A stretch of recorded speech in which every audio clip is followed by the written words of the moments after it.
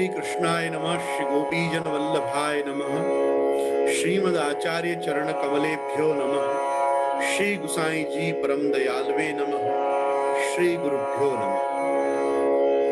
श्री हरि हरधरो जयति चितम भगवतः वर्धताम कृष्ण भक्ति। परंपरा पुरा प्रोक्ता परमात्मा पुरस्सरा चिराचर चराभीष्टा धरायाम भक्ति तत्परा गोपीपति समारंभाम विष्णु स्वामी मध्यमाम श्रीमदाचार्य पर्यंताम वंदे गुरु परंपराम पुरुषोत्तम सम्मूलाम श्री वैश्वानर मध्यमाम अस्मदाचार्य पर्यंताम वंदे गुरु परंपराम। आदौ श्री पुरुषोत्तमं पुरहरम श्री नारदाख्यम मुनिम कृष्णं व्यास गुरुं शुकं तदनु विष्णु स्वामिनं द्राविडं तत्शिष्यं किल बिल्व मंगलमहं वंदे महायोगिनं श्रीमद वल्लभ नाम धामच भजे स्मत् संप्रदायाधिपम्।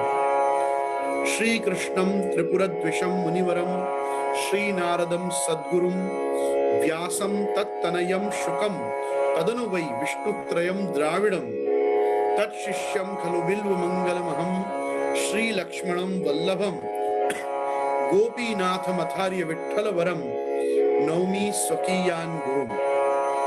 अथ विरुदः श्रीमन्नारायण नारद वेदव्यास विष्णु स्वामी संप्रदाय समुद्धार संभृत श्री पुरुषोत्तम वदनानलावतार सर्वाम्नाय संचार वैष्णवाम्नाय प्राचुर्य प्रकार श्री बिल्व मंगलाचार्य सांप्रदायिक अर्पित साम्राज्यासनाखंड भूमंडलाचार्य वर्याः जगद्गुरुः महाप्रभुः श्रीमदाचार्य चरणाः विजयन्ते तराम।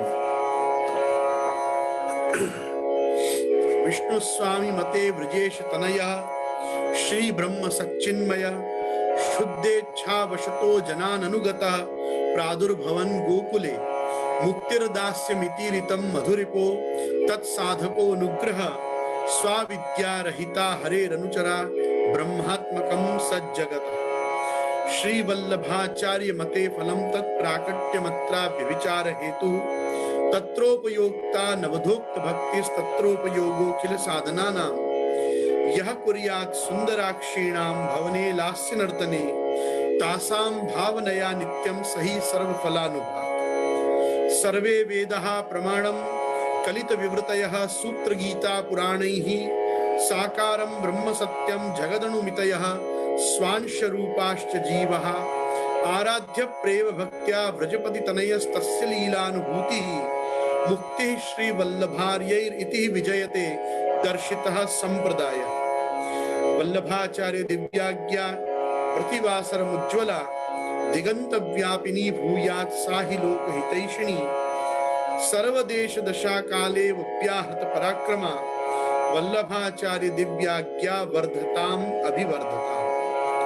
पश्चिमाम्नाय वापी पुरस्थ कृष्ण यजुर्वेदीय आपस्तंभ शुद्धाद्वैत रुद्र संप्रदायांतर्गत पुष्टि भक्ति मार्गीय आदि वैष्णवाचार्य जगद्गुरु श्रीमद विष्णु स्वामी वल्लभाचार्य पीठ मंगलानुशासन अनंत श्री विभूषित जगद्गुरु महाप्रभु श्रीमद वल्लभाचार्य वंशावतंस श्री बालकृष्ण सेवा परायण अंतःकरण गो ब्राह्मण प्रतिपाल वापी नरेश गोस्वामी कुलभूषण 108 श्री नीरज कुमार जी महाराज श्री यस्य सर्वे आस्तिक जनानां भगवदीय वैष्णवानां सहस्त्रशः शुभाशीर्वाद तथा स्वीयानां प्रियजनानां भगवत स्मरणंश्च। श्री वल्लभाधीश की जय। श्री गुसाई जी परम दयाल की जय। आज गुरु पूर्णिमा के व्यास जयंती के इस पावन पर्व पे मैं गोस्वामी गोविंद राय पूज्य पितृचरण की ओर से भक्ति सेतु आचार्य परिवार एवं नंद भवन आचार्य परिवार उभय की ओर से आप सभी प्रियजनों का एक बार फिर हमारी ज़ूमांतर्गत फेसबुक लाइव यूट्यूब के माध्यम से होने वाले इस सत्संग सत्र में आपका खूब खूब स्वागत करता हूं। आज हम सब एकत्रित हुए हैं गुरु पूर्णिमा पर, व्यास जयंती पर।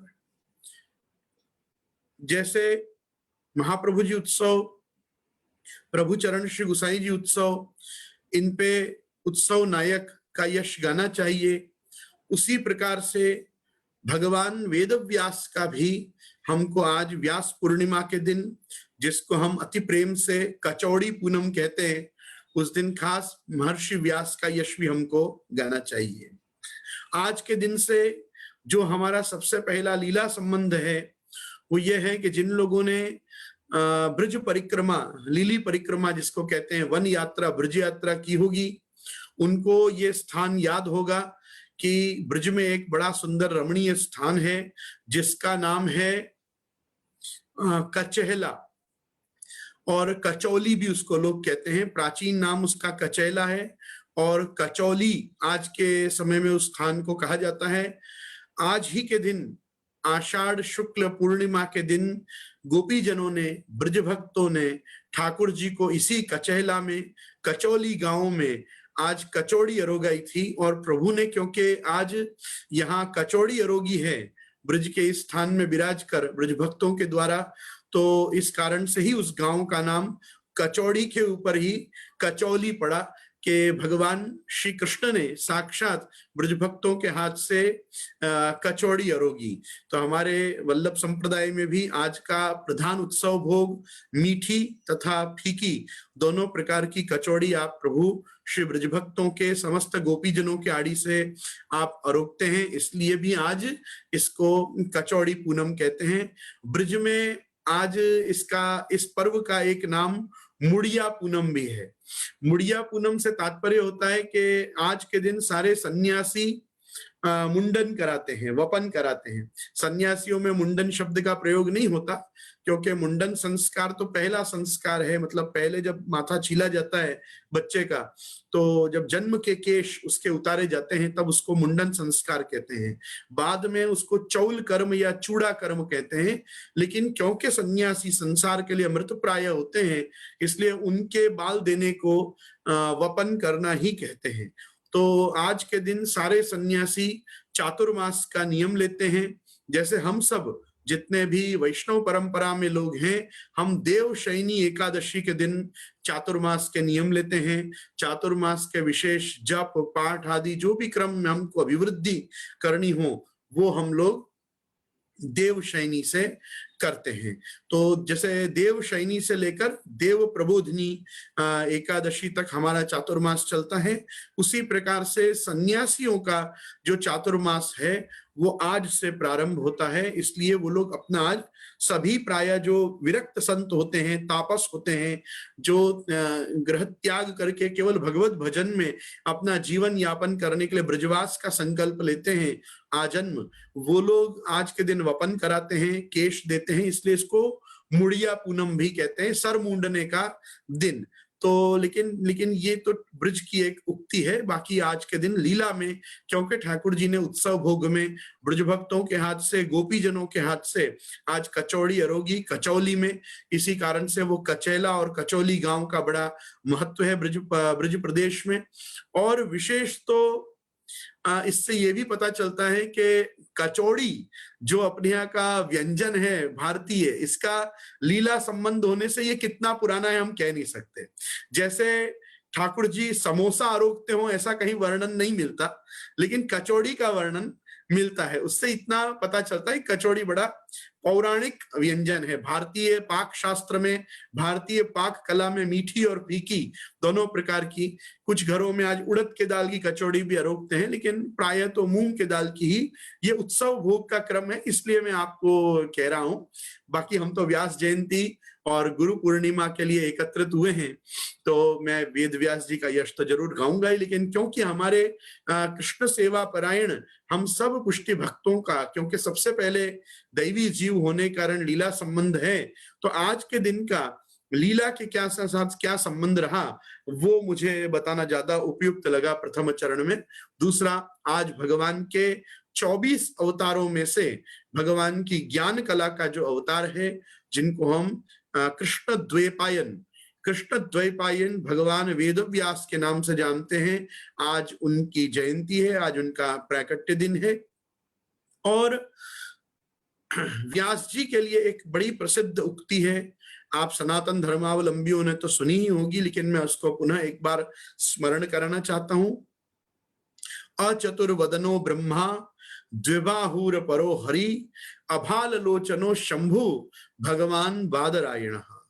जैसे हम सभी ने हमारे बचपन से गुरुर ब्रह्मा गुरुर विष्णु गुरुर देवो महेश्वरा गुरु साक्षात परब्रह्म तस्मै श्री गुरुवे नमः ये पढ़ा है, तो उसी प्रकार से पुराणों में ये वचन प्राप्त होता है कि अचतुर्वदनो ब्रह्मा, ब्रह्मा जी को 4 मुख हैं, वेद व्यास जी को तो एक ही मुखारविंद है, लेकिन फिर भी उनके द्वारा जो पौराणिक और वैदिक साहित्य का सृजन हुआ है, काव्य शास्त्र में भी पुराणवत जैसे पंचम वेद महाभारत का उनके द्वारा सृजन हुआ है, और भी बहुत से कार्य जो महर्षि व्यास के द्वारा किए गए हैं, तो उन्होंने ब्रह्मा की तरह ही सृष्टि कार्य किया है।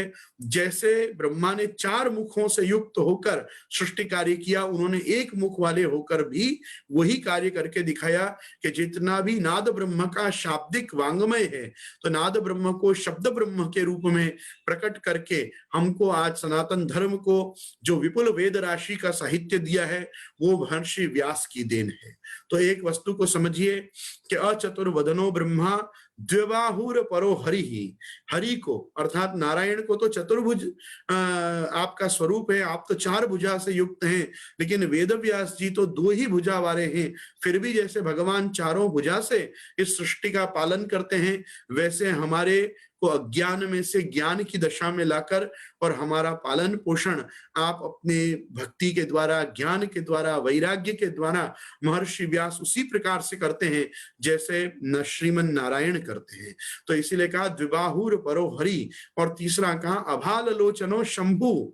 जैसे महादेव जी को यहाँ पे तीसरा नेत्र है, वैसा इनके कपाल पे, इनके भाल पे तीसरा नेत्र नहीं है, लेकिन फिर भी ये हमारे अज्ञान को उसी प्रकार से भस्म कर देते हैं कि जैसे अपने त्रिनेत्र को खोलकर भगवान रुद्र किसी भी वस्तु को भस्मीभूत आप कर देते हैं, वैसे ही हमारे अज्ञान को महर्षि वेदव्यास भस्म कर देते हैं। तो अभाल लोचनो शंभु भगवान बादरायण, इनको भगवान संज्ञा दी गई है।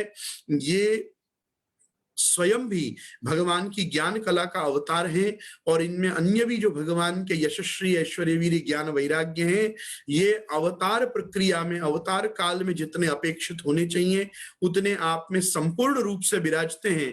इसीलिए महर्षि व्यास को हमारे यहाँ साक्षात नारायण का ही स्वरूप और भगवान के ही चतुर्विंश अवतारों में होने के कारण विष्णु रूप माना गया है।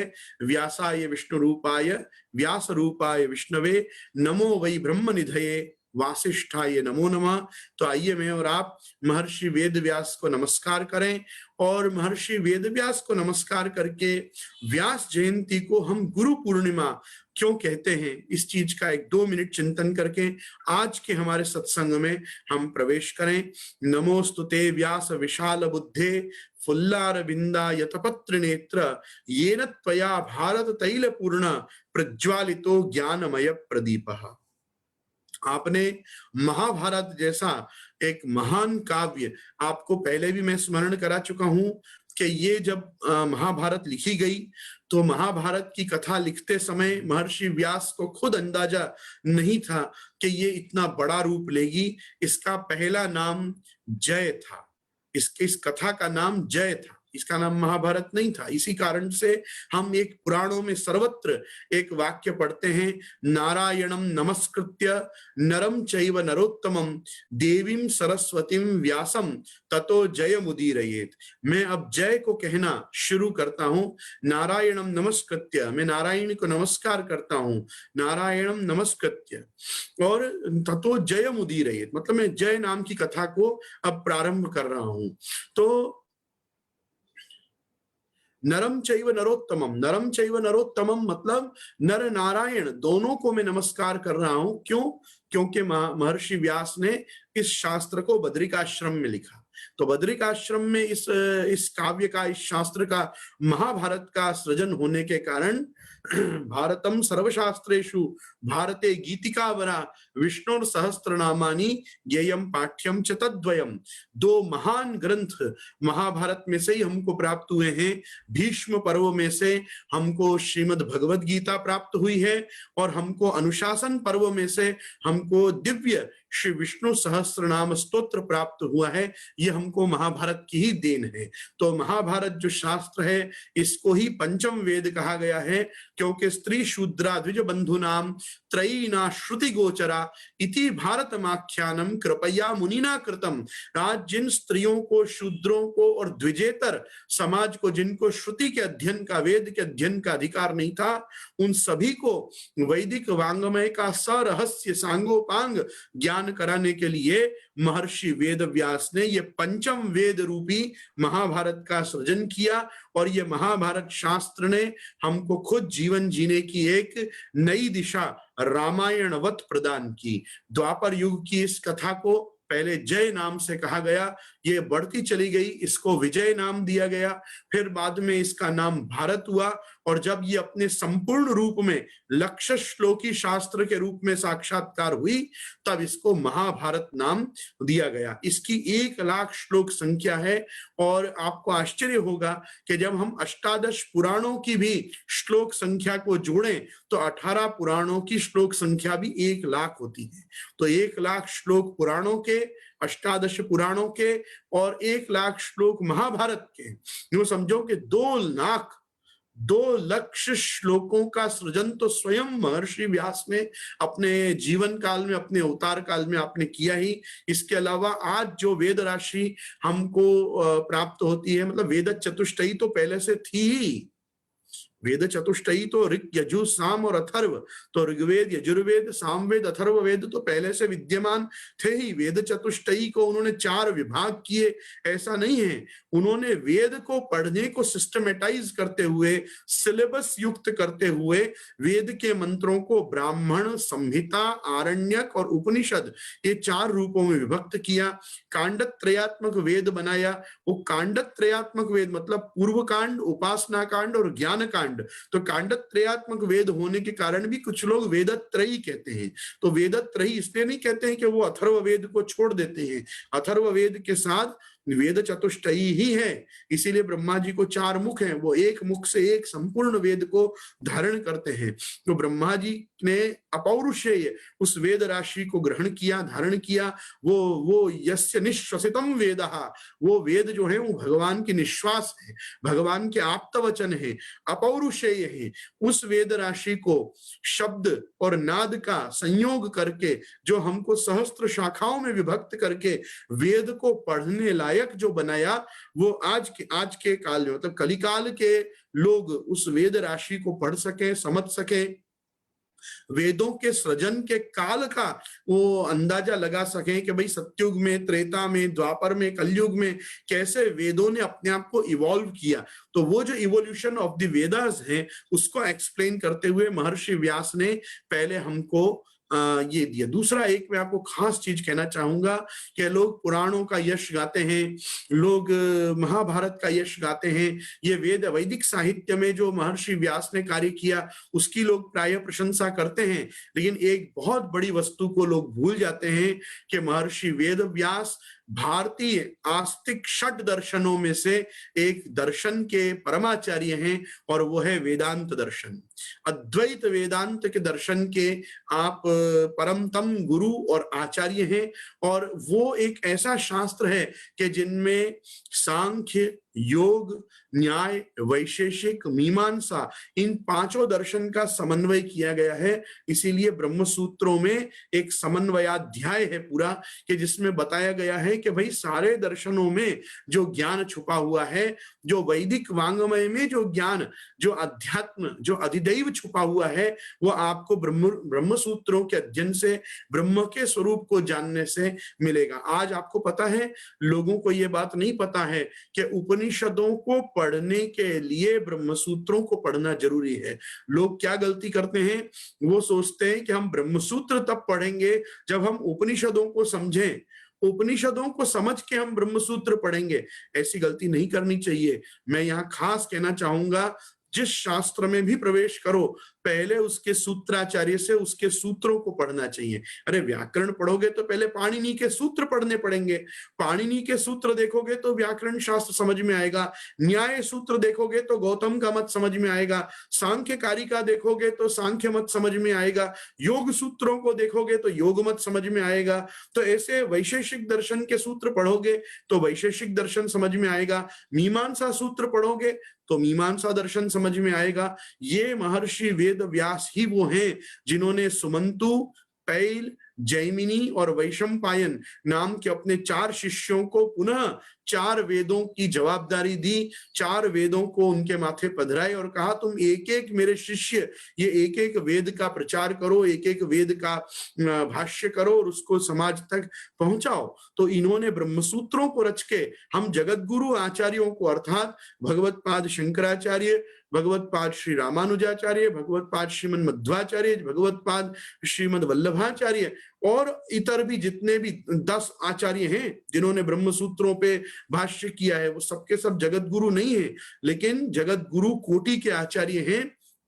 उन्होंने क्योंकि अपने कोई स्वतंत्र देव प्रवर्तित मत और संप्रदाय स्थापित नहीं किए, इसलिए सबको हम जगत गुरु नहीं कहते। बाकी जगत गुरु श्रीमद वल्लभाचार्य चरण, जगत गुरु श्रीमद मध्वाचार्य, जगत गुरु श्री निम्बारकाचार्य, जगत गुरु श्री रामानुजाचार्य और जगत गुरु शंकराचार्य, ये 5 आचार्यों ने अद्वैत के स्वरूप को समझ के जो समझाने का अभिगम किया, वो उद्यम उन्होंने इन ब्रह्मसूत्रों के आधार पे ही किया। किसी ने उसको केवलाद्वैत के रूप में समझाया, किसी ने विशिष्टाद्वैत के रूप में समझाया, किसी ने द्वैताद्वैत के रूप में समझाया, किसी ने द्वैत मत के रूप में समझाया, और हमारे श्रीमद आचार्य चरण ने उसको शुद्धाद्वैत के रूप में, ब्रह्मवाद के रूप में हमको प्रदान किया। जगत गुरु महाप्रभु श्रीमद वल्लभाचार्य चरण और जगत गुरु प्रभु चरण श्री विठलेश आचार्य, ये उभय आचार्य अपने यहाँ ब्रह्मसूत्रों के भाष्यकर्ता आचार्य हैं। ये ब्रह्मसूत्रों का सृजन करके, इन ब्रह्मसूत्रों का लेखन व संकलन करके आज 554 सूत्र महर्षि वेद व्यास ने वल्लभ मतानुसारी, श्री वल्लभ मतानुसारी वल्लभ मत में हमारे यहाँ 554 सूत्रों की गणना है। यदि हम शांकर सिद्धांत से सूत्रों को देखेंगे तो 555 सूत्र हैं। तो हम उसमें ऐसा नहीं मानते, क्योंकि हमारे यहाँ पहले त्रिसूत्री भाष्य है, हमारे यहाँ चतुसूत्री भाष्य पहले में नहीं है।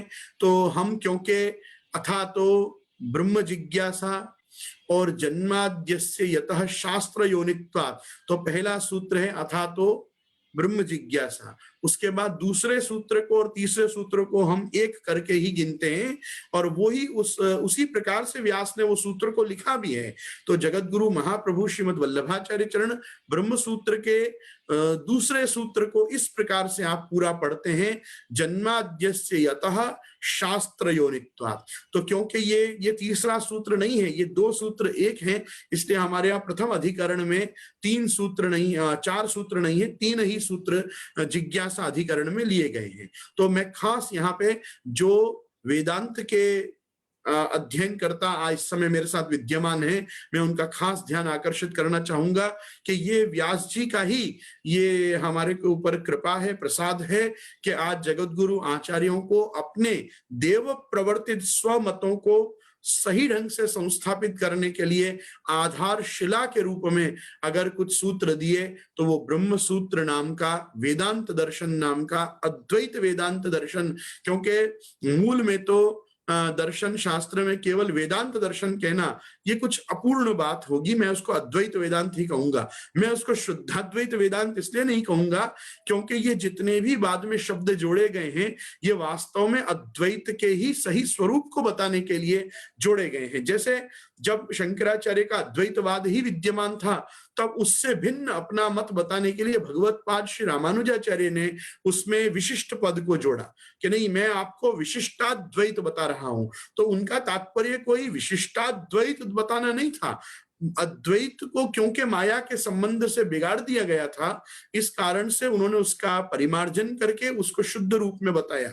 लेकिन रामानुजाचार्य, निम्बार्काचार्य और मध्वाचार्य के दर्शनों के लोक में प्रकट हो जाने के कारण वापिस ब्रह्म सूत्रों में इतना असमंजस प्रकट हुआ था कि एक उसका शुद्ध और परिमार्जित स्वरूप समाज को देना ये जगत गुरु श्रीमद् वल्लभाचार्य चरण का एक आचार्यत्वेन कर्तव्य बन गया। और 28 दिन तक कृष्णदेव राय की सभा में शास्त्रार्थ करने के बाद महाप्रभु जी को भी इसकी आवश्यकता प्रतीत हुई और आचार्य चरण ने संकल्प लिया कि भाई व्यास जी को जैसा सिद्धांत अभिप्रेत है उस प्रकार का मैं ब्रह्मसूत्रों पर भी भाष्य करूंगा।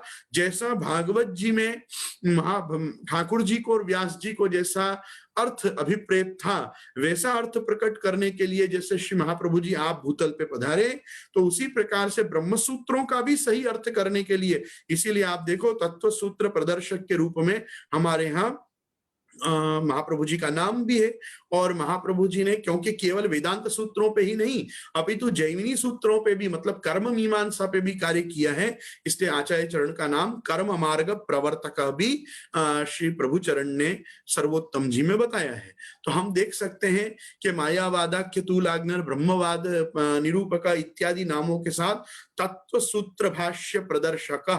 तो तत्व सूत्र कौन है? ये ब्रह्म सूत्रों के ही वहां पे अर्थ में वो नाम श्री महाप्रभु जी को दिया गया है। तो व्यास का एक बहुत बड़ा हमारे ऊपर जो उपकार है वो केवल पुराणों का सृजन और महाभारत ही नहीं है, अपितु एक जीवन दर्शन, एक फिलॉसफी के रूप में आस्तिक दर्शनों के वैदिक फिलॉसफी को रिसरेक्ट करके सोसाइटी में पूर्ण रूप से संस्थापित करने में ब्रह्मसूत्र के सृजन के द्वारा भी महर्षि वेदव्यास ने समाज के ऊपर बड़ा ही लोकोपकारक कार्य अपने अवतार काल में किया। और मैं आपको इसकी एक खास मैं यहाँ पे बताना चाहूंगा कि केवल ऐसा नहीं है कि ये हम आचार्य ही मानते हैं। भगवत गीता में 13वें अध्याय में 13 क्षेत्र क्षेत्रज्ञ विभाग योग में अर्जुन के प्रश्नों का समाधान करते हुए भगवान श्री कृष्ण आप स्वयं भी कहते हैं ब्रह्म सूत्र पदश्चैव हेतु मद्भिर विनिश्चितैः। अर्जुन, यहां तक तो मैंने तुमको क्षेत्र क्षेत्रज्ञ विभाग बताया, लेकिन इसके आगे तुमको जानना हो तो ब्रह्म सूत्रों में मेरा ही मत, मतलब मैं जो चाहता हूं वही बात व्यास ने प्रकट की है। तो इसके आगे ये युद्ध जीतने के बाद जब शांति से घर बैठो तब तुम ब्रह्म सूत्रों का अध्ययन करना, तो तुमको ब्रह्म सूत्र से पता चलेगा ये क्षेत्र क्षेत्रज्ञ विभाग क्या है। तो कहने का मेरा तात्पर्य है कि महर्षि व्यास ने वेदों का विभाजन तो मैं नहीं कहना चाहूंगा, वेदों का विस्तार किया, वेदों को व्यवस्थित किया, अध्ययनोपयोगी उनको बनाया। और उसके साथ ही आपने प्रधान उपनिषदों को समाज में प्रकट किया कि भाई ये उपनिषदों को, जैसे दशोपनिषद हैं, ईश, केन, कठ, मुंडक, मांडुक्य, ऐत्रेय, तैत्तेय, प्रश्न, बृहदारण्यक, छांदोग्य, तैत्रीय इत्यादि ये सब उपनिषदों को व्यास सामने लाए कि भाई यदि इन उपनिषदों को देखोगे तो ब्रह्म तत्व को सही ढंग से समझ पाओगे, ब्रह्म के स्वरूप को, जीव के स्वरूप को, जगत के स्वरूप को, माया की निवृत्ति के प्रकार को, इसको आप सही ढंग से समझ पाओगे। तो महर्षि वेदव्यास ने वैदिक साहित्य में, पुराणों के सृजन में, महाभारत रूपी महान काव्य के सृजन में, ब्रह्म सूत्र जैसे दर्शन साहित्य के सृजन में, सूत्राचार्यों की परंपरा में एक सूत्रों के रचयिता, जैसे नारद जी हैं वो भक्ति सूत्रों के रचयिता हैं, शांडिल्य ऋषि हैं वो भी भक्ति सूत्रों के रचयिता हैं, वैसे अलग अलग ये गौतम, कणाद, कपिल, जैमिनी, इन सभी के मध्य में अपने स्वरूप को, अपने स्थान को आपने प्रबल रूप से स्थापित किया। इस प्रकार से महर्षि वेदव्यास ने हमारे को बहुत, हमारे ऊपर उपकार किया, कृपा की है। तो इसलिए आज हम ये सारे साहित्य को देख के जो सारी ऋषि परंपरा का, जो सारी मुनि परंपरा का, सिद्धों की, योगियों की परंपरा का जो आचार्य परंपरा का गुरुपद है, वो गुरुपद हम भगवान के ज्ञान कला के अवतार ऐसे महर्षि वेदव्यास में हम अभिनीत मानते हैं। तो इस कारण से हम व्यास पूर्णिमा को, व्यास जयंती को ही गुरु पूर्णिमा कहते हैं। आप समझे, गुरु पूर्णिमा क्यों कहते हैं? क्योंकि सभी ऋषि मुनियों को कौन रिप्रेजेंट करता है, सभी ऋषि मुनियों के मत को कौन साथ में लेके चला, सभी ऋषि परंपरा का एक स्वरूप से, एक समाज के रूप में, एक संप्रदाय के रूप में, एक विचारधारा के रूप में किसने लोक में स्थापन किया? तो वही वो भगवान के ही, विष्णु की ही एक जो साक्षात ज्ञान कला लोक में प्रकट हुई, उन महर्षि वेदव्यास ने स्थापित किया। इसलिए इस व्यास जयंती को, इस कृष्ण द्वैपायन भगवान बादरायण के इस जन्मोत्सव को ही हम सब गुरु पूर्णिमा कहते हैं। मैं आज ही मेरे पाठशाला के बच्चों के साथ शेयर कर रहा था कि जैसे हर स्कूल में, हर कॉलेज में एक टीचर्स डे आता है, वैसा ये हम सभी सनातन धर्मावलंबी आस्तिक वैदिक लोगों का ये एक टीचर्स डे है कि हम सब हमारे गुरु, हमारे ईश्वर जो हमारे लिए गुरु का रूप लेके पधारते हैं, आचार्य चैत्य वपुषा स्वगतिम व्यनक्ति, जो आचार्य का रूप लेके पधारते हैं। मैं पुनः एक बार आपको स्मरण करा दूं कि सत्युग, त्रेता और द्वापर, ये 3 युगों तक ऋषि परंपरा प्रशस्त थी और हमको दर्शन देती थी, लेकिन कलिकाल के आने पर ये ऋषि परंपराएं लुप्त हुई, और लुप्त तो नहीं हुई, गुप्त हुई। ये ऋषि अपने अपने स्वरूप में गुप्त हो गए और इनके जगह पे आचार्य परंपरा आई। उसके बाद जैसे ही कलयुग आया, कलयुग में अलग अलग दर्शनों के, अलग अलग संप्रदायों के आचार्यों का आविर्भाव हुआ और आचार्य परंपरा ने ऋषि परंपरा को रिप्लेस किया। मैं आज मेरे बाल बोधनी पाठशाला के सब बच्चों को बता रहा था कि जैसे राजवंशों में सूर्यवंश, रघुकुल, चंद्रवंश, यदुकुल, वैसे हमारा ये अग्निकुल जो है, यही वल्लभ कुल के रूप में ये आचार्य परंपरा, ये प्राचीन जो ऋषि परंपरा है। मैं तो लोगों को खास कहता हूं कि भगवा कपड़ा पहरे हुए सन्यासियों को देखकर ऋषि मुनियों को सन्यासी मत मानिए। ऋषि मुनि सब गृहस्थ रहे, ऋषि मुनियों के ऋषि पत्नियां थी, ऋषि पुत्र होते थे, ऋषि पुत्र आगे जाके वापस वो ऋषि बनते थे। ये ऋषयो मंत्र दृष्टा रहा, ये मंत्र दृष्टा जो सब ऋषि थे, ये ऋषि प्रायः 95% सबके सब सदगृहस्थ थे। ये जंगलों में रहते थे। ये एक अलग इनके संशोधन के लिए, इनके रिसर्च के लिए, इनके इन्वेंशन के लिए, इनकी डिस्कवरीज के लिए ये एक एकांत स्थान में जाके बैठते थे। आज भी आप देखोगे तो अरण्यों में जाके पढ़ने की एक परंपरा पुनर्जीवित हुई है। आज आप बड़ी बड़ी कॉलेजेस, बड़े बड़े आप यूनिवर्सिटीज, इंस्टीट्यूट्स देखो, इनके कैंपस कम से कम 200 एकड़ के, 250 एकड़ के, 300 एकड़ के इनके कैंपस होते हैं। क्यों होते हैं भाई इतने बड़े बड़े कैंपस? इनको अल्टीमेटली तो एक बिल्डिंग में बिठा के ही पढ़ाना है? नहीं, लेकिन उनको वहां नेचर चाहिए, वहां उनको निसर्ग चाहिए, वहां उनको प्रकृति चाहिए। प्रकृति के प्रांगण में जो बुद्धि का विकास हो सकता है वो हमारे कंक्रीट के जंगलों में नहीं हो सकता है। इसके लिए हमको वास्तविक जंगलों में जाना पड़ता है। तो ये अपने को समाज से थोड़ा कट ऑफ करके जंगलों में जाके ये वानप्रस्थ लेके जरूर रहते थे, लेकिन ये कोई विरक्त मतलब त्यागी थे, ये सन्यासी नहीं थे। आज क्या हो गया है, हमारे को भगवा कपड़ा पहरा हुआ कोई मल्टी मिलियनर बाबा जी दिख जाए तो हमको त्यागी लगता है, वही हमको वैराग्यवान लगता है। नहीं, मैं तो खुद इन सबके दादा गुरु का आपको एक वचन सुनाता हूं। बृहदारण्यक उपनिषद के भाष्य में स्वयं भगवत्पाद शंकराचार्य हमारी प्रशंसा करते हैं। हमारी मतलब हम जैसे वल्लभ कुल हैं, हम पूरी ऋषि परंपरा हैं, तो हम ऋषि परंपरा का कैसे प्रशंसा करते हैं, वो मंगलाचरण करते हैं शंकराचार्य। ओम ब्रह्मादिभ्यः ब्रह्म विद्या संप्रदाय कर्तृभ्य वंश ऋषिभ्यो नमः। मैं इस पूरी ब्रह्म विद्या संप्रदाय को बनाने वाली वंश ऋषि परंपरा को नमस्कार करता हूं। मैं आज पुनः कहना चाहता हूं, क्योंकि ये कलिकाल चल रहा है, इस समय ऋषि मुनि प्रत्यक्ष दर्शन नहीं देते, इसलिए वही ऋषि परंपरा आचार्यों के रूप में, गुरुजनों के रूप में आपके समक्ष होती है, लेकिन वो ऋषि नहीं होते, ऐसा नहीं है। अरे मैं और आप तो खुद पाठ करते हैं पुरुषोत्तम सहस्त्रनाम का। पुरुषोत्तम सहस्त्रनाम में महाप्रभु जी अपने आप को ऋषि नहीं बताते क्या? ऋषि अग्नि निरूपिता, गायत्री च तथा छंदो देवता पुरुषोत्तम। महाप्रभु जी आप स्वयं ऋषि हैं, क्योंकि आपने पुरुषोत्तम सहस्त्रनाम रूपी इस दिव्य सहस्त्रनाम को दर्शन किया, धारण किया, आपने आत्मसात किया और उसको प्रकट किया। तो आप ऋषि हैं। अपन क्या सर्वोत्तम जी का पाठ करते हैं तो हम नहीं बोलते हैं ऋषि अग्नि कुमारस्तु नाम नाम छंदो जगत्यसौ?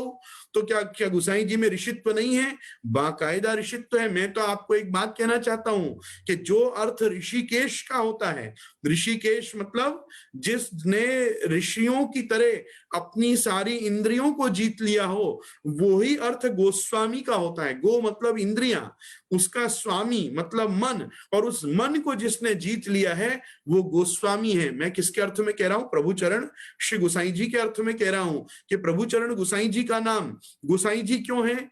क्योंकि उनको जो टाइटल दिया गया गोस्वामी, उसके 3 अर्थ थे। पहला, गो मतलब इंद्रियां, जिसने अपनी इंद्रियों को जीत रखा है।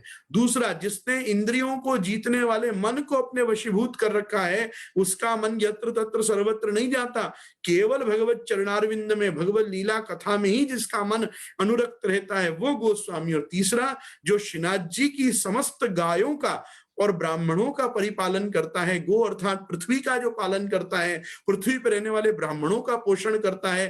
गो अर्थात वेद की वाणी, जो वेद वाणी का संरक्षण करता है, वो गोस्वामी है। तो वेद, गौ, पृथ्वी, ब्राह्मण, इन सबका जो परिपालन करते हैं वो गोस्वामी श्री विट्ठलनाथ जी, श्री गुसाई जी आप हैं। इसीलिए हम सब बालकों को गोस्वामी बालक कहा जाता है। हम सब श्री गुसाई जी के बच्चे हैं, हम सब अग्नि कुमार के कुमार हैं। तो हम सब वल्लभ राजकुमार कैसे हुए? तो हम वल्लभ राजकुमार इसी अर्थ में हुए कि जगत गुरु महाप्रभु श्रीमद वल्लभाचार्य वंशावतंस। आपने देखा होगा, एक हमने शिष्ट मर्यादा का पालन इतने वर्षों से, गत 544 वर्ष से हमने कर रखा है कि हम आचार्य कभी अपने नाम के आगे जगत गुरु नहीं लिखते हैं। हम जैसे यहाँ के शंकराचार्य, वहां के रामानुजाचार्य, यहाँ के मध्वाचार्य, सब लोग जैसे जगत गुरु लिखते हैं, हम नहीं लिखते। हम जगत गुरु महाप्रभु श्रीमद वल्लभाचार्य वंशावतंस, हम उस वंश में अवतरित हुए हैं, बस हम इतना ही लिखते हैं। जगत गुरुत्व तो केवल हम श्री महाप्रभु जी में और प्रभु चरण श्री गुसाई जी में ही मानते हैं, क्योंकि वो 2 आचार्य ही ब्रह्म सूत्रों के भाष्य करता है। और उन जगत गुरु भाष्यकर्ता आचार्यों के वंश में होना यह हमारे लिए परम सौभाग्य। इससे हम अपने आप को ऋषि परंपरा में भी मानते हैं, हम मुनि परंपरा में भी अपने आप को मानते हैं, गुरु परंपरा में भी अपने आप को मानते हैं, और आचार्यत्व हमारे में वंशानुगत पीढ़ी दर पीढ़ी आता है। इसका प्रमाण हम ऋषि परंपरा से ही धारण करते हैं और देते हैं। तो मेरे कहने का तात्पर्य केवल यहाँ हमारे वंश की और उसकी आत्मस्तुति से नहीं है। मैं क्या आत्मस्तुति करूंगा? प्रभु चरण श्री गुसाई जी ने, आपने स्वयं ये बात कही है, अस्मत् कुलम निष्कलंकम यत् कृष्णेन आत्मसात कृतम। जिस वंश के साथ अपने प्राणों को भगवान श्री कृष्ण ने आत्मसात कर लिया हो, वो वंश तो निष्कलंक है ही। तो महाप्रभु जी के इस गौरवशाली वंश परंपरा का और इस वंश वृक्ष का तो जितना यश गाया जाए उतना कम है। लेकिन क्योंकि आज प्रसंग है, तो प्रसंगोपात हमको गुरु और गुरु तत्व और गुरु पद, इसके लिए स्वयं हमारे पूर्वाचार्यों का क्या मत है, इसका चिंतन अवश्य करना चाहिए। तो मैं पुनः एक बार ब्रह्मादिभ्य, ब्रह्मा जी से शुरू होने वाली ओम, मतलब भगवान श्री कृष्ण से शुरू होने वाली ओम ब्रह्मादिभ्य ब्रह्म विद्या संप्रदाय कर्तृभ्य वंश ऋषिभ्यो नमः। हम उन सभी वंश ऋषि आचार्यों को नमस्कार करते हुए, अपनी अपनी कुल परंपरा में विराजमान समस्त गोस्वामी महानुभाव आचार्यों को नमस्कार करते हुए, हम हमारी गुरु परंपरा का यश गाते हुए, और महर्षि वेदव्यास पर्यंत जो समस्त सनातन धर्म के गुरु मंडलाधीश्वर के रूप में आप इस गुरु पद को संशोभित करते हैं, ऐसे महर्षि वेदव्यास की आज्ञा से, जिनको एक स्थान पे स्वयं वल्लभाचार्य चरण ने भी सुस्पष्ट रूप से उद्घोष के साथ कहा है, व्यासोस्माकम गुरुहु, व्यास ही मेरे वास्तव में गुरु हैं। और गुसाई जी तो स्पष्ट आज्ञा आप करते हैं, वरिवर्ती श्रद्धा श्रुतिषु यदि वा व्यास वचने, यदि तुम्हारी शुकदेव जी के वचनों में और वेदव्यास जी के वचनों में श्रद्धा हो, वेदों में तुम्हारी श्रद्धा हो, तो ही मेरे ग्रंथों को देखो। तो वरिवर्ती श्रद्धा श्रुतिषु यदि वा व्यास वचने, तो वेदव्यास जी के वचनों में श्रुतिवत वेदवत श्रद्धा रखनी चाहिए, और परम प्रमाण रूप से व्यास वचन के को प्रधान रखते हुए महाप्रभु जी की वाणी को ही परमतम प्रमाण के रूप में ग्रहण करना चाहिए, क्योंकि गोपीनाथ प्रभु चरण का वाक्य है, भक्ति मार्ग वितानाय योवतीर्णो हुताशन स एवन परम मानम शेषमस्य प्रमांतरम। वास्तव में तो महर्षि व्यास की वाणी भी महाप्रभु जी की वाणी से गौण प्रमाण ही है वल्लभ संप्रदाय में तो। और इस बात का मुझे बड़ा गर्व है कि व्यास वचन महाप्रभु जी के वचनों से हमारे यहाँ गौण रखा गया है, लेकिन महाप्रभु जी के द्वारा नहीं, ये तो हमारे महाप्रभु जी के आत्मज द्वय महाप्रभु जी की वाणी को साक्षात श्री कृष्णास्य अर्थात भगवान के वदना नलावतार जो आप हैं, इस रूप में वाग्देवता के रूप में, वागधीश के रूप में, वाणी के अधिपति के रूप में श्री ठाकुर जी के साक्षात स्वरूप को महाप्रभु जी के रूप में जान के आप इस प्रकार की आज्ञा करते हैं। लेकिन महाप्रभु जी तो पुनश्च आप एडमिट करते हैं कि पूर्णा भगवदीया ये शेष व्यासाग्नि मारुता, तो वहां पे व्यास जी को भी पूर्ण भगवदियों में लिया गया है। तो वेद व्यास जी की इस पावन जयंती पर गुरु पूर्णिमा 2021 में मैं अब अपने मूल विषय में आता हूं। मैं आज आपकी एक 5-10 मिनट शायद अधकी जरूर लूंगा। आज 10:10 तक हमारा शायद सत्संग आज चले, और मैं वापस एक बधाई के साथ आपको संबोधित करना चाहूंगा कि कल से हिंडोला प्रारंभ के प्रथम दिवस से लेकर हिंडोला विजय तक हमारा नित्य सत्संग 9 से 10 यहाँ पे वार्ता साहित्य पे जैसा पूर्व में हमारा निर्धारित था वैसा रहेगा ही। तो आप सब जितने भी प्रियजन आज मेरे साथ जुड़े हुए हैं, मैं पुनः फेसबुक लाइव, यूट्यूब के माध्यम से और मेरी इस जूम सभा में पधारे हुए आप सभी भगवदीय जनों से मैं खास आग्रह करूंगा कि आप कल से मेरे साथ नित्य सत्संग में आप पधारें और हमारे इस जूम सदन को अपनी उपस्थिति से सुशोभित करें। खैर, आज का हमारा विषय शुरू होता है कि गुरु का स्वरूप क्या। तो हम सुबोधिनी जी से ही प्रारंभ करेंगे कि श्रीमद आचार्य चरण अपने वचनों में कहाँ कहाँ और किस प्रकार से गुरु के स्वरूप का आप स्तवन करते हैं, गुरु के स्वरूप का आप चिंतन करते हैं। आप महागुरु हैं, परम गुरु हैं, जगत गुरु हैं, तो आप बताते हैं श्रीमद आचार्य चरण के तीर्थम ही द्विविधम गुरु रूपम जल रूपं चेति। तीर्थ दो प्रकार के होते हैं, एक तीर्थ गुरु रूप होता है और एक जल रूप होता है। मतलब जिस किसी तीर्थ में हम जैसे स्नान, आचमन, पान करके पुण्य लाभ करने जाएं, वैसे हम हमारे गुरु के पास भी पुण्य लाभ करने के लिए जा सकते हैं। गुरु का दर्शन, गुरु का संस्पर्श, उनके चरणारविंद का पूजन, उनकी चरण रज मस्तक पे धारण करना, ये तीर्थ रूप माना गया है। तो तृतीय स्कंद के 15वें अध्याय के 47वें श्लोक की सुबोधनी में श्री महाप्रभु जी आप आज्ञा करते हैं, तीर्थम ही द्विविधम गुरु रूपम जल रूपं चेति। फिर आप दशम स्कंद के 84 अध्याय के 33वें श्लोक की सुबोधनी में आप आज्ञा करते हैं, आदौ व्यसनापगमे गुरुरैवेकम साधनम एतत् सर्वं गुरोर्भक्त्या इति वाक्यात् सम्यक् त्यागः साधनत्वेनापि गुरु सेवायां तेनैव कृतार्थत्वात् योगो व्यर्थ इति भावः।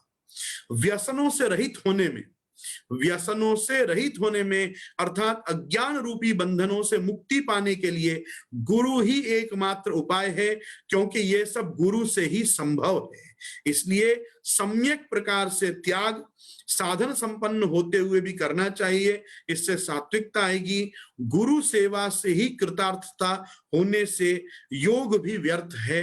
तो गुरु सेवा की प्रधानता बताते हुए श्रीमद आचार्य चरण आप यहाँ कह रहे हैं कि और सब साधनों की अपेक्षा गुरु सेवा ही आपको योग की सिद्धि करा सकती है। तो यहाँ पे छांदोग्य उपनिषद का वाक्य एक हमको इसके सहायक मिलता है, आचार्याध्येव विद्या विदिता साधिष्टम प्रापितीति। दूसरा, मंत्रा गुरुमुख व्यतिरेके न फलन्ति थी, गुरुमुख के बिना मंत्र भी फलित नहीं होते हैं। आचार्य चरण तृतीय स्कंद के 22वें अध्याय के 11वें श्लोक की सुबोधनी में श्री महाप्रभु जी आप आज्ञा करते हैं, मंत्रा गुरुमुख व्यतिरेके न फलन्ति थी, हमको गुरु मुखोद्गत ही मंत्रों को धारण करना चाहिए, नहीं तो वेद के, पुराण के या आगम या संहिता के मंत्र भी हमको फलित नहीं होते। प्रभुत्वेन सेवितो भगवान गुरुत्वेनापि सेवितः। तीसरे स्कंद के 4थे अध्याय के 20वें श्लोक की सुबोधनी में श्री महाप्रभु जी आप आज्ञा कर रहे हैं कि प्रभुत्वेन सेवितो भगवान गुरुत्वेनापि सेविता। जो भगवान प्रभु रूप में सेव्य और पूज्य हैं वह गुरु स्वरूप से भी सेव्य हैं और पूज्य हैं। मतलब गुरु रूप से भी सेव्य हैं, अर्थात गुरु भगवान के समान पूज्य हैं, उनकी सेवा करनी चाहिए। गुरु नाम अनुग्रहात् सर्वं भवति इत्यर्थः। प्रथम स्कंद के 8वें अध्याय के प्रथम स्कंद की सुबोधनी में आप यहाँ पे आज्ञा कर रहे हैं कि गुरु नाम अनुग्रहात् सर्वं भवति इत्यर्थः। गुरु के अनुग्रह से सब कुछ सिद्ध होता है। अतएव भगवद वाक्यम साक्षात परंपरया वा भगवन मुखोक्तम गुरु मुखात श्रुतम अनुपश्चात वर्णयितुमर्हसि। आज लोग शास्त्रों को पढ़ाना शुरू कर देते हैं। हम सुनते हैं कहीं गीता क्लासेस चल रही हैं, कहीं भागवत क्लासेस चल रही हैं, कोई भागवत जी पढ़ा रहा है, कोई गीता पढ़ा रहा है, कोई उपनिषदों की क्लास ले रहे हैं। लेकिन देखो यहाँ पे महाप्रभु जी क्या आज्ञा कर रहे हैं कि अतएव भगवद वाक्यम साक्षात परंपरया वा भगवन मुखोक्तम गुरु मुखा श्रुतम अनुपश्यत वर्णयितुमर्हसि। मतलब जब तक शास्त्रों को भगवान के वाक्यों के रूप में साक्षात परंपरा से, मतलब ऋषि द्वारा प्रोक्त अथवा गुरु मुखोद्गत आप न सुनो, तब तक किसी को नहीं पढ़ाना चाहिए। गुरु मुखोद्गत शास्त्र को धारण कर कर ही हमको पढ़ाने का अधिकार प्राप्त होता है। इसलिए भगवद वाक्य साक्षात मतलब प्रत्यक्ष, परंपरा अप्रत्यक्ष रूप से या भगवन मुख अथवा गुरु मुख से श्रवण करने के पश्चात ही उसका वर्णन करना चाहिए। प्रपन्न एवं अधिकारी शास्त्र मार्गेण यो भवेत्। 13वें यहाँ पे संप्रदाय में दीक्षित शरणागत ही शास्त्रीय परंपरानुसारी अधिकारी होता है। मतलब जिसने परंपरा प्राप्त किसी संप्रदाय की शरणागति ली है गुरु के द्वारा, वो ही शास्त्र के उपदेश में अधिकारी है, अन्य व्यक्ति अधिकारी नहीं है। अतो मार्गद्वय साधकत्वात् गुरु सेवा सर्वेषाम एव हितकारी। अतः दोनों मार्गों में साधक होने से गुरु सेवा ही सबके लिए हितकारी है। गुरु स्थान है। बहुत सुंदर आज्ञा श्री महाप्रभु जी कर रहे हैं। ये तीसरे स्कंद के 15वें अध्याय के 26वें श्लोक की सुबोधनी में श्री महाप्रभु जी आज्ञा कर रहे हैं, गुरो स्थाने धार्ष्ट्रेण न गंतव्यम नापि रिक्त हस्तादिना किंच तत्स्थानम भुवनैक वंद्यम। गुरु के स्थान पर धृष्टता पूर्वक एवं खाली हाथ से नहीं जाना चाहिए, क्योंकि गुरु व उनका स्थान जगत गुरु होने से सर्ववंद्य है। हमको ऐसा तो बहुत जगहों पे हमको अन्य भी मिलता है। वेद में भी एक श्रुति प्राप्त होती है, रिक्त हस्तम न पश्येद आचार्यः समित पाणि श्रोत्रिय समय गुरुमेवाभिगच्छेत्। हाथ में यज्ञ की समिधा लेकर ही गुरु के सामने जाना चाहिए। इसी कारण से चाणक्य नीति में चाणक्य ने भी ये वाक्य कहा है कि रिक्त हस्तम न पश्येच्च राजानाम देवताम गुरुम।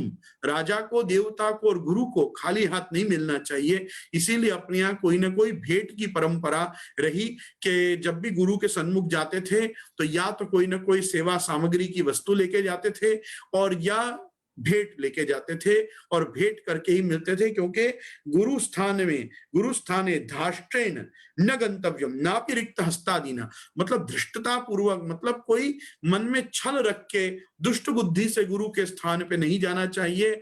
ऐसा हमने पुराणों में सुना है कि अन्य स्थाने कृतं पापम तीर्थ स्थाने विनश्यति, तीर्थ स्थाने कृते पापम शिव स्थाने विनश्यति, शिव स्थाने कृते पापम विष्णु स्थाने विनश्यति, विष्णु स्थाने कृते पापम गुरु स्थाने विनश्यति, गुरु स्थाने कृतं पापम वज्रलेपो भविष्यति।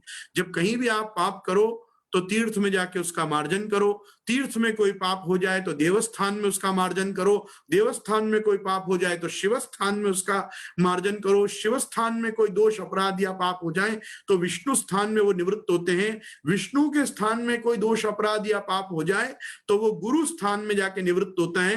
पर गुरु स्थान में यदि कोई जाके पाप करे तो वज्रलेपो भविष्यति, उसका तो फिर नरक में वज्रलेप ही हो जाता, उसको फिर और कहीं भी गति नहीं मिलती। तो गुरु स्थान को सर्ववंद्य होने के कारण बड़ा उच्च कोटि में माना गया है। यहां तक कि हमको वाक्य मिलते हैं कि मनुष्य चरवणा बद्ध साक्षात परम शिवो गुरु। ये एक स्मृति का वाक्य है कि जिसमें कहा है कि मनुष्य के चमड़ी से बंधा हुआ साक्षात परब्रह्म ही गुरु है। मतलब जहां परम शिव से अर्थ कल्याण के अर्थ में है कि आपका जो कल्याण करने के लिए चर्म मांस अस्थि मज्जा मेधा रुधिर आदि को धारण करके जो शिव तत्व आया है वही साक्षात गुरु है। तो एक और यहाँ पे स्मृति वाक्य है जिसको श्री महाप्रभु जी ने भी प्रथम स्कंद के 7वें अध्याय के 46वें श्लोक में उद्धृत किया है, धर्मे ही गुरुर्मूलम। जैसे वेदो खिलो धर्म मूलम अधर्मस्तद विपर्ययः, वैसे यहाँ महाप्रभु जी आज्ञा करते हैं धर्मे ही गुरुर्मूलम। धर्म का जो मूल है वो गुरु ही है। गुरु के पास जाकर ही ज्ञान मिलेगा कि धर्म का स्वरूप क्या है और वो धर्म का जो स्वरूप है उसको मैं कैसे जीऊं। तो इसके लिए गुरु का स्थान एक परम आवश्यक है। पद्म पुराण का यहाँ एक वाक्य है, अदीक्षितस्य वामोरु कृतम सर्व निरर्थकम पशु योनि मुआपनोति दीक्षाहीनो मृतोन्नर। शंकर जी ने पार्वती जी से कहा कि हे पार्वती, जिसने दीक्षा ग्रहण नहीं की अर्थात जिसने अपना गुरु किसी को नहीं बनाया उसका सब कुछ किया हुआ व्यर्थ है, निरर्थक है। उसके मरने के पश्चात उसको पशु योनि प्राप्त होती है। आगच्छतिर गुरुर्दैवात् मुदा दीक्षा तदाज्ञया यदैवेच्छा तदा दीक्षा गुरोराज्ञान रूपतः। जब गुरु प्रसन्नता पूर्वक दीक्षा के लिए पधारे, जब उनकी आज्ञा या इच्छा हो तभी उनकी आज्ञा अनुसार दीक्षा लेनी चाहिए। ऐसा तत्व सागर, मंत्र तत्व सागर नाम के ग्रंथ में उल्लेख मिलता है। विष्णु पुराण का एक बहुत सुंदर वाक्य है, ब्राह्मणान क्षत्रियान वैश्यान सत्शूद्रान सस्त्रियोपि च विष्णु भक्ति रतान साधुन दीक्षयेद विधिना गुरु।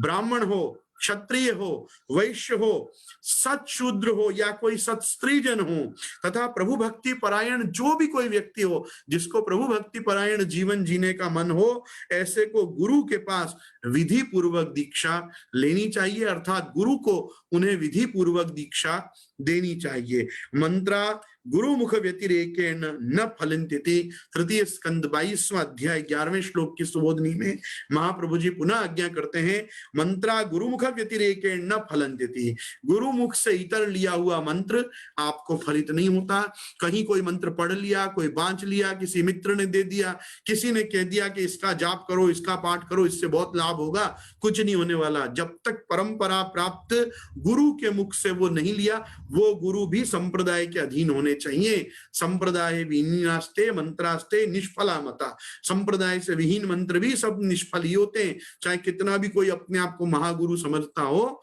परंतु यदि वो परंपरा प्राप्त किसी न किसी सत्संप्रदाय में नहीं है तो वो गुरु पद पे बैठने योग्य भी नहीं होता। इसका प्रमाण नारद पांचरात्र का यहाँ एक वाक्य है, महत्कुल प्रसूतोपि सर्व यज्ञेषु दीक्षिता सहस्त्र शाखाध्यायी च न गुरु स्याद अवैष्णवः।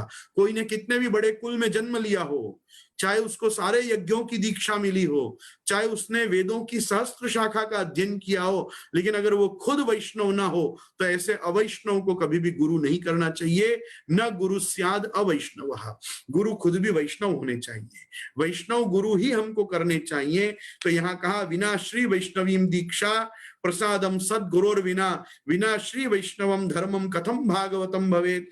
बिना वैष्णवी दीक्षा के, गुरु की कृपा के और वैष्णव धर्म के बिना कोई व्यक्ति कैसे भक्त हो सकता है, अर्थात वो भक्त नहीं हो सकता। ये नारद पांचरात्र का भी वचन है और पद्म पुराण में भी ये सेम वाक्य हमको मिलता है। स्कंद पुराण का आपने एक बहुत प्रसिद्ध वाक्य सुनाई है, ध्यान मूलम गुरोर मूर्ति पूजा मूलम गुरोर पदम मंत्र मूलम गुरोर वाक्यम मोक्ष मूलम गुरोर कृपा। ध्यान का मूल गुरु की आकृति है। तो ध्यान जब हमको करना हो तो साक्षात मतलब एक और बड़ी प्रसिद्ध उक्ति मुझे इस समय स्मरण हो रही है कि आपाद मौलि पर्यंतम गुरुणाम आकृतिम स्मरेत। गुरु की चरणारविंद से लेके शिखा पर्यंत की आकृति का ध्यान करना चाहिए। आपाद मौलि पर्यंतम गुरुणाम आकृतिम स्मरेत येन विघ्ना प्रणश्यन्ति सिद्ध्यन्ति च मनोरथाः। आपके पद पद पे आने वाले, पग पग पे आने वाले विघ्न नष्ट होते हैं और छोटे छोटे मनोरथ से लेके बड़े मनोरथ भी सिद्ध होते हैं। हमारे गुरु का ध्यान करना चाहिए। देखो, मैं बार बार जब गुरु शब्द कह रहा हूं तो मैं एक ही व्यक्ति के लिए कह रहा हूं, श्री कृष्ण ज्ञान दो गुरु। महाप्रभु श्रीमद वल्लभाचार्य चरण के लिए ही मैं कह रहा हूं। सांप्रत समय के समस्त आपके गुरुदेव जो गुरुद्वार हैं वो सब अंततो गत्वा श्री महाप्रभु जी को ही रिप्रेजेंट करते हैं, वो महाप्रभु जी के ही रिप्रेजेंटेटिव हैं। तो इसलिए महाप्रभु जी के स्थान पर जो आपका भगवद संबंध करा रहे हैं उसमें जिसमें कारण तो साक्षात जगत गुरु महाप्रभु श्रीमद वल्लभाचार्य चरण पलंगड़ी वाले ही हैं, तो उन पलंगड़ी वाले की कृपा बिना संप्रदाय में कुछ भी संभव नहीं है। तो एक चीज समझिए कि जब हम गुरु शब्द की बात कर रहे हैं तो वो गुरु और कोई नहीं है, वो गुरु साक्षात जगत गुरु महाप्रभु श्रीमद वल्लभाचार्य चरण है, क्योंकि वे ही श्री कृष्ण ज्ञान द हैं, वही श्री कृष्ण हार्दवित हैं। और वो क्योंकि श्री कृष्ण ज्ञान द हैं, श्री कृष्ण हार्दवित हैं, प्रतिक्षण निकुंजस्थ लीला रसपूरित हैं, रास लीला एक तात्पर्य है, भागवत पीयूष समुद्र मथन क्षम है, श्री भागवत गूढ़ार्थ प्रकाशन परायण है, वो श्री भागवत प्रतिपद मणिवर भावांशु भूषिता मूर्ति है।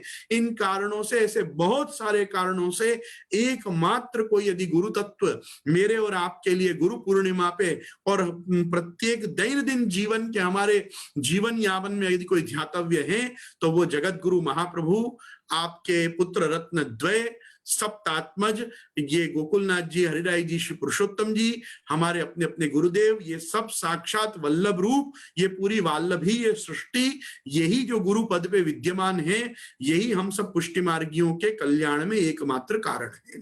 तो यहाँ मैं ये इसके साथ ही कहना चाहूंगा कि धर्मार्थ काम मोक्षाणाम आलय सांप्रदायिक संप्रदाय विहीना ये मंत्रास्ते निष्फला मता। ये गौतमी तंत्र का वाक्य है कि धर्म अर्थ काम मोक्ष इन सभी का मूल स्थान संप्रदाय है। संप्रदायहीन को मंत्र फलित नहीं होते, उनके सब कर्म निष्फल हो जाते हैं।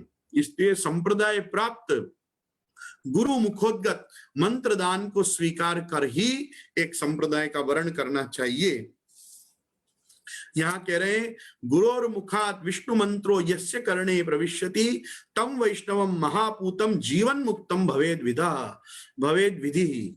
तो गुरु के मुख से जिसके कान में विष्णु का अर्थात कृष्ण का मंत्र प्रविष्ट होता है उस महापुरुष को विधि शास्त्रीय सिद्धांत जीवन मुक्त कहते हैं। मतलब ये जो अपने यहाँ होता है ना, छोटे छोटे बच्चों को कान में अष्टाक्षर देते हैं, वो क्यों देते हैं? देखो इस वाक्य के प्रभाव से ब्रह्म वैवर्त पुराण में ये बात कही गई है कि गुरोद मुखात विष्णु मंत्रो यस्य कर्णे प्रविश्यति तम वैष्णवम महापूतम जीवन मुक्तम भवेद विधा।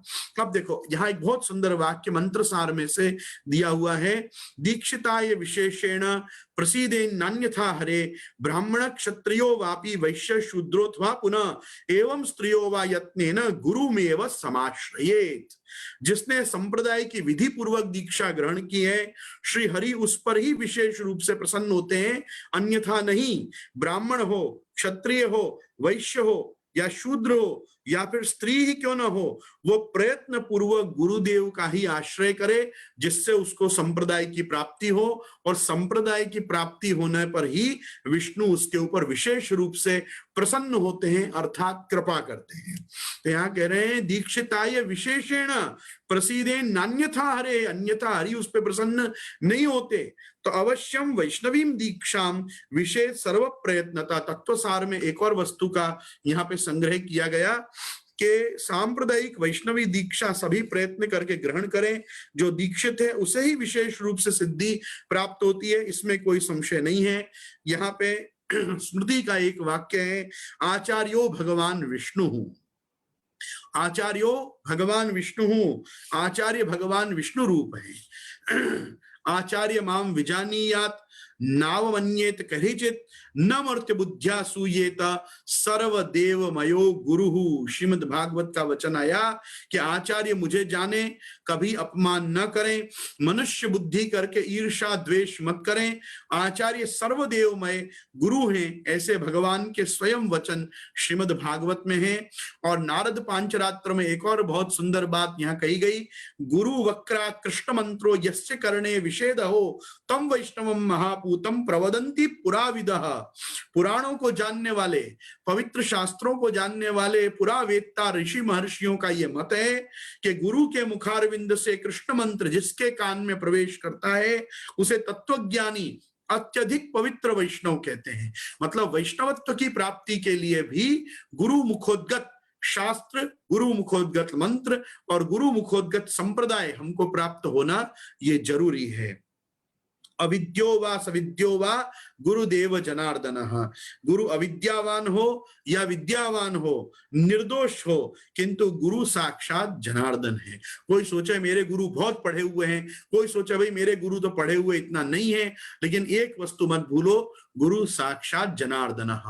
गुरु तुम्हारी आरती को हरने में तो सक्षम होते ही हैं, तुम्हारे ताप तुम्हारे क्लेश का वो हरण करने में सक्षम होते हैं, वो साक्षात जनार्दन होते हैं। इसलिए आचार्यो भगवान विष्णु, बराबर। आदित्य पुराण का ये एक उप पुराण है, इसका एक बहुत सुंदर वाक्य यहाँ दिया है। हरौ रुष्टे गुरुस्त्राता गुरौ रुष्टे न कश्चन तस्मात् सर्व प्रयत्नेन गुरुमेव प्रसादयेत्। जब हरि रूठ जाते हैं तो गुरु हमारी रक्षा करते हैं, और जब गुरु रूठ जावे तो कोई रक्षा नहीं करता। इसलिए सब प्रयत्न पूर्वक गुरु को प्रसन्न करना चाहिए। अर्थात ठाकुर जी रूठ जाएंगे तो श्री महाप्रभु जी उनको भी मना लेंगे और हमारा भी कल्याण करेंगे, लेकिन अगर श्री महाप्रभु जी हमसे रूठ गए तो फिर श्री ठाकुर जी भी हमारी सहायता नहीं करेंगे। यथा भक्ति स्वतंत्रोक्ता गुरु सेवा पितादृशी। अब देखो श्री महाप्रभु जी का वचन पुनः कारिका का, सुबोधनी कारिका का वचन आया कि यथा भक्ति स्वतंत्रोक्ता गुरु सेवा पितादृशी। जैसे ठाकुर जी की स्वतंत्र भक्ति कही गई है, वैसे गुरु की भक्ति भी स्वतंत्र रूप से बताई गई है। कैसे? तो यहाँ कह रहे हैं अपि घ्नन्त शपंतो वा विरुद्धा अपि ये बुधाः गुरुवः पूजनीयास्ते गृहं गत्वा नयेत्तान्। गुरु मारे, गुरु श्राप दें, गुरु अपने से विरुद्ध हो जाएं, फिर भी गुरु पूज्य हैं, उन्हें घर जाकर मना कर लाना चाहिए। गुरु को रुष्ट नहीं बैठे रहने देना चाहिए। अपिघ्नन्त शपंतो वा विरुद्धा अपि ये बुधाः गुरुवः पूजनीयास्ते गृहं गत्वा नयेत्तान्। गुरु को तो कभी रूठे हुए बैठने ही नहीं देना चाहिए, गुरु को तुरंत मना लेना चाहिए, क्योंकि पहले ही कहा ना कि हरौ रुष्टे गुरुस्त्रात। अगर प्रभु रूठ जाएंगे तो गुरु ही तो उनको मना के हमारे लिए प्रसन्न करेंगे, और अगर वो रूठ गए तो कोई हमारी सहायता नहीं करेगा। तो कहा निरालंबो यथा लोके स्थान भ्रष्टो निगद्यते हरे कृपा विशिष्टोपि गुरुहीन तथैव च। मनुष्य की दुर्दशा ऐसी होती है कि जैसे स्थान भ्रष्ट मनुष्य आश्रयहीन होकर यहां वहां भटकता रहता है, वैसा प्रभु की कृपा होने पर भी हरे कृपा विशिष्टोपि, अगर किसी पे वो हो भी गई ठाकुर जी की कृपा तो भी अगर वो गुरुहीन रहा तो वो वैसा ही बिना आश्रय के भटक रहा है जैसा निरालंबो यथा लोके स्थान भ्रष्टो निगद्यते। ये महाप्रभु जी की कारिका है। महाप्रभु जी कह रहे हैं कि केवल ठाकुर जी की कृपा से काम नहीं चलेगा, गुरु कृपा भी अपने ऊपर होनी चाहिए, क्योंकि गुरु कृपा ही तुम्हारे आश्रय को दृढ़ करती है, तुमको एक स्थान पे सुस्थिर करती है, तुम्हारे बीज भाव को दृढ़ करती है। तो बीज भावे दृढ़े तुस्यात् त्यागा श्रवण कीर्तन। वो श्रवण कीर्तन कहां से होगा? गुरु मुखोद्गत होगा। इसलिए गुरु चाहिए, बराबर। यहाँ पे कह रहे हैं सेवा कृतिर गुरु आज्ञा, वो तो नवरत्न में स्पष्ट है ही। और मार्ग निष्ठा न स्वबोधै ही किंतु तादृक गुरुदितानि वाक्यानि न स्वतो अनुवादत। अब हरिराय जी, आप हरिराय महाप्रभु आज्ञा कर रहे हैं, ये शिक्षा पत्र के दूसरे पत्र के 27वें श्लोक की कारिका में श्री हरिराय जी आप आज्ञा कर रहे हैं कि पुष्टि भक्ति मार्ग में निष्ठा अपनी बुद्धि के बोध से नहीं किंतु गुरु के वाक्यानुसार करनी चाहिए। स्वयं यदि शास्त्रों का अनुवाद करेंगे तो गुरु के वचनानुसार ही अर्थ करना चाहिए, अन्यथा दूसरा अर्थ भी परिज्ञान हो सकता है। तो जो अर्थ गुरु ने किए हो शास्त्र के, उसके अनुसार ही हमको शास्त्र का दर्शन करना चाहिए। फिर 9वें शिक्षा पत्र के 29वें श्लोक में हरिराय जी आप आज्ञा करते हैं एतादृशेन गुरुणावगत्य निखिलम जनः आश्रित्य च निजाचार्यान् सदानंदम सदा भजेत्। गुरुदेव परम ब्रह्मं अद्वैत तारकोपनिषद। तम यथोपासते तथैव भवति तद्धैतान् भूत्वा हि इति श्रुतेः। गुरुवादौ जीवत्व बुद्धि निषेधाच्च तथा तत्र यादृगुपासकः तादुपासना सिद्ध्यर्थं तत्फलदानार्थं च तादृग रूपो भगवान आविशति इति च तथा। ये ब्रह्म सूत्र के अणुभाष्य का यहाँ एक कोटेशन है। पहले हम ऊपर के वाक्य को देख लें कि एतादृशेन गुरुणावगत्य निखिलम जनः आश्रित्य निजाचार्यां सदानंदम सदा भजेत्। एतादृशेन गुरुणावगत्य, गुरु के वाक्य को देखकर, गुरु के वाक्य के अनुसार ही महाप्रभु जी का आश्रय करके सदानंद प्रभु की सेवा करनी चाहिए। गुरुदेव परम ब्रह्मम, अद्वैतारकोपनिषद का ये वाक्य है। तो गुरुदेव परम ब्रह्म, तो उसका अर्थ करते हुए यहाँ पे इसका एक उद्धरण श्री महाप्रभु जी भाष्य में दे रहे हैं। तृतीय अध्याय ब्रह्म सूत्र के तृतीय अध्याय के तृतीय पाद के 21वें सूत्र में श्री महाप्रभु जी ने ये पूरी बात कही और कहा, अतः फलदान के लिए प्रभु ही गुरु आचार्य के स्वरूप में अवतार धारण करते हैं। मतलब जब जीव को फलदान करना हो तो ठाकुर जी स्वयं आचार्य का रूप लेकर, और आचार्य चैत्य वपुषा स्वगतिम व्यनक्ति आचार्य माम विजानीयात आचार्यवान पुरुषो वेद इत्यादि वैदिक श्रुति स्मृति पुराणोक्त वचनों के अनुसार यहाँ पे श्री महाप्रभु जी भाष्य में समझा रहे हैं कि तस्मात् त्यक्त्वा दुष्ट संगम कृत्वा साचार्य संश्रयम तदीय जन संसर्गे स्थित्वा मार्गे तथा गुरौ दुष्ट संग दुस्संग को त्याग कर अपने आचार्य श्री का आश्रय लेना चाहिए। वैष्णव जन की संगति करते हुए पुष्टि मार्ग में गुरु के सन्निधान में रहना चाहिए। यहां भागवत जी का एक वाक्य और हम चिंतन करेंगे। नैवोपयन्त्यपचितिं कवयस्तवेश ब्रह्मायुषापि कृत मुदस्मरन्ति योन्तर बहिस्तनुभृताम अशुभम विधुन्वन् आचार्य चैत्य स्वपुषा स्वगतिम व्यनक्ति। हे परब्रह्म, आप अंतर्यामी रूप से समस्त प्राणियों के अंतःकरण में विराजमान हैं और बाहर आप गुरु अर्थात आचार्य के रूप से प्रकट होकर उनके समस्त दोषों को आप दूर कर देते हैं। आचार्य आपका भौतिक स्वरूप है ही नहीं, अपितु समस्त जगत के उद्धार के लिए अलौकिक रूप है। शिव ब्रह्मादि बड़े बड़े ज्ञानी भी आपके उपकारों को नहीं चुका सकते। वे उपकारों का स्मरण करके अत्यधिक आनंद अनुभव करते हैं। और यहाँ पुनश्च एक श्रुति को और भगवान के वचन को यहाँ उद्धृत करते हैं, आचार्य माम विजानीया। भगवान कहते हैं कि आचार्य मेरा ही स्वरूप है, आचार्य तुम मुझको जानो। उपदेश तथा भूत गुरोरिव फलिष्यति यदि दुस्संग दोषेण नान्यथा चेत भवेन्मति। यदि दुस्संग का दोष नहीं है तो गुरु का उपदेश अवश्य ही फलीभूत होगा। मतलब गुरु के उपदेश में बाधक एक ही वस्तु है, वो है दुस्संग।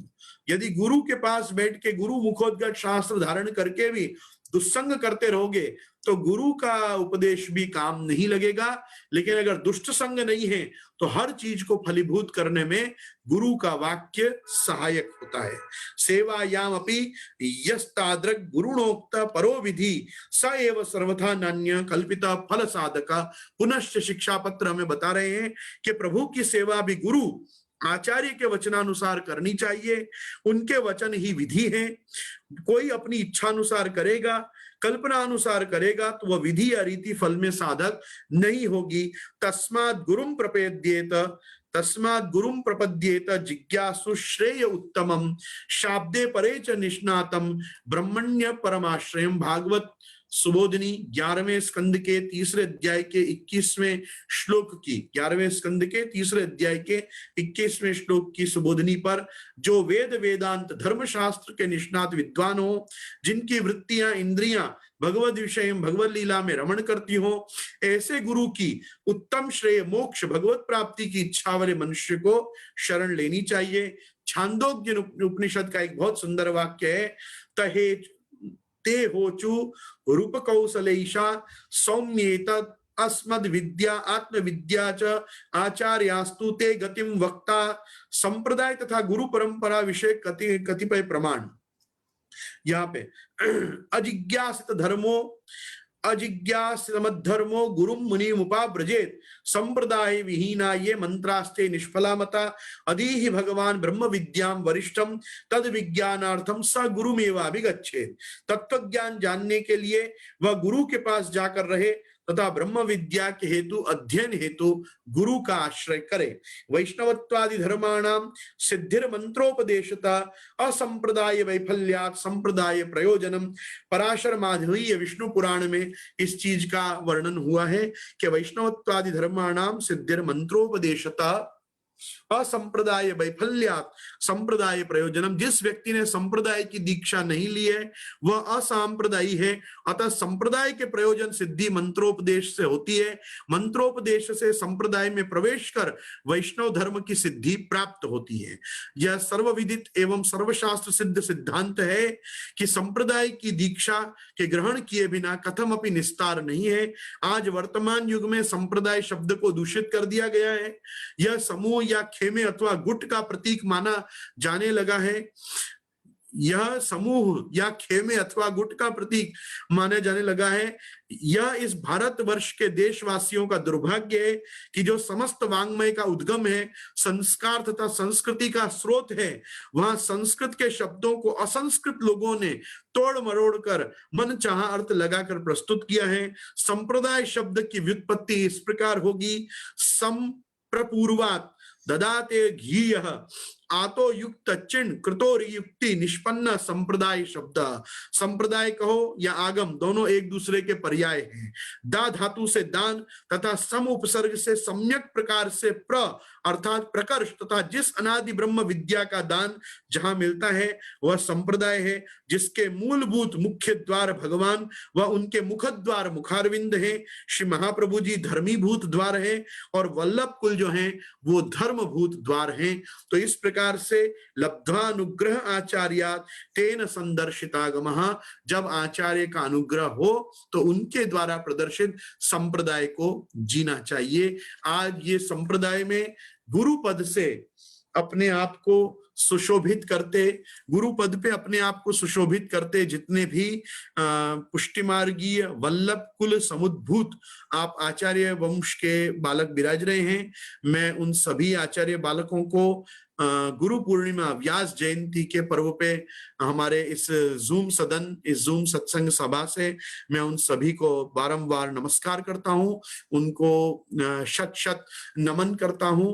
और साथ में आप सभी वल्लभीय पुष्टिमार्गीय वैष्णव जनों को तथा अन्य उपस्थित समुपस्थित यहाँ पे धार्मिक आस्तिक जो सनातन धर्मावलंबी भगवदीय जन यहाँ पे मेरे साथ एकत्र हुए हैं, उन सभी को यूट्यूब, फेसबुक लाइव एवं इस जूम सभा के माध्यम से मैं यही एक संदेश आज गुरु पूर्णिमा 2021 में देना चाहता हूं कि संप्रदाय की पद्धति का व्युत्क्रमण करके असांप्रदायिक होकर कहीं भी जाकर कोई भी धर्माचरण को धर्म अथवा धार्मिक क्रिया न माने। धर्माग्र दर्शनम, पहले अग्रदर्शन करें कि हमारा वो कर्म, हमारी वो क्रिया ये शास्त्रानुसारी है कि नहीं, संप्रदाय अनुसारी है कि नहीं। और विशेष करके जैसे हमारे यहाँ टीकाकार भी हमको उपदेश करते हैं कि इतर मार्गीय भजन व्युदास क्रम, मतलब हमारे को इतर मार्ग का जो भी क्रम है उसको छोड़कर और एतन मार्गीय पद्धति को स्वीकारना चाहिए। तो मैं व्यास जयंती के गुरु पूर्णिमा के इस पावन पर्व पे जगत गुरु महाप्रभु श्रीमद् वल्लभाचार्य चरण के युगल चरणारविंद में ये सदैन्य विज्ञप्ति करता हूं कि हम सबको सत संप्रदाय में जो आपने ग्रहण किया है, वर्ण किया है, तो हमको महाप्रभु जी के मार्ग की ये अलौकिक दिव्य निर्गुणा पुष्टि भक्ति हमको प्राप्त हो और आप सभी प्रियजनों को आपकी भक्ति में उत्तर आपका उत्कर्ष हो, इसी एक शुभेच्छा, शुभकामना और शुभाशीर्वाद के साथ मैं आश्रय के पद की ओर जाना चाहूंगा। लेकिन मैं उससे पहले जानना चाहूंगा कि क्या हमारे साथ बड़े विराज रहे हैं अभी? हाँ प्रभु, डनर पाऊंगे, सरकार से विराज रहे हैं। हाँ, तो आपके दर्शन होंगे मुझे? वीडियो ऑफ एवरेज है, विनती करा। हाँ, तो हम आश्रय का पद करें, उससे पूर्व हम पितृचरण के दर्शन करना चाहेंगे।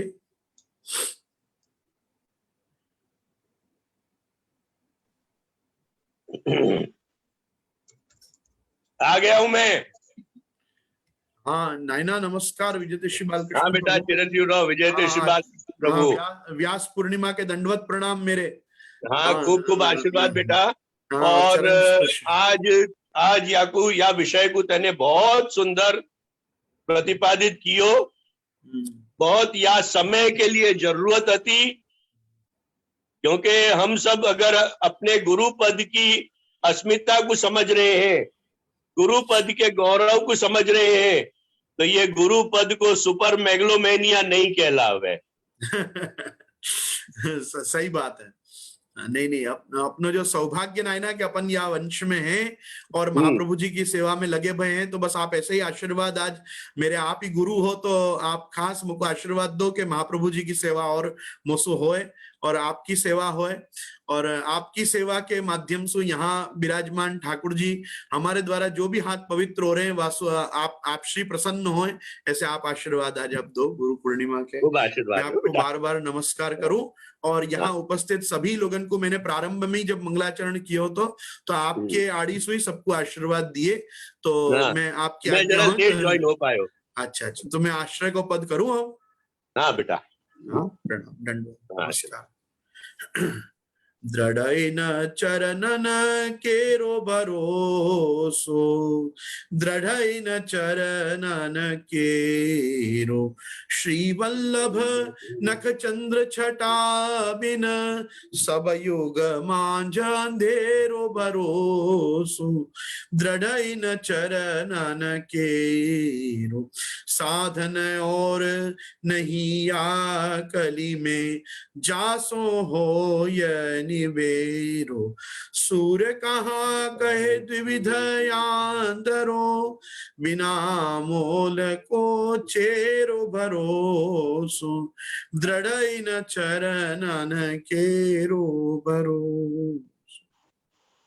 श्रीपति सुक्रियम दद्यात् आयुर्वायु सुतपति, भूमि ते वामनम दद्यात् अरिर्हंतुम नृकेसरी, यम शैवा समुपासते शिव इति ब्रह्मेति वेदांतिनो, बौद्धा बुद्ध इति प्रमाण पटवा करते इति नैयायिका, अरहन नित्यत जैन शासन रता कर्मेति मीमांसकः, सोयम तौ विदधातु वांछित फलम त्रैलोक्यनाथो हरिः। आप सभी को गुरु पूर्णिमा, व्यास पूर्णिमा, महर्षि बादरायण कृष्ण द्वैपायन भगवान वेद व्यास के इस महान उत्सव पे आप सभी को भक्ति मार्ग फलित हो, इसी शुभेच्छा और शुभाशीर्वाद के साथ मैं गोस्वामी गोविंद राय आपसे अभी विदा लेता हूं। कल हम पुनः 9 से 10 श्री गोविंद स्वामी जी के साथ एकत्रित होंगे। गोस्वामी गोविंद राय विद हमारे अष्ट सखाओं में से एक गोविंद स्वामी जी, और हम सब उनके चरणारविंद में बैठकर श्री गुसाई जी की, श्रीनाथ जी की लीलाओं का रसास्वादन हम जरूर करेंगे।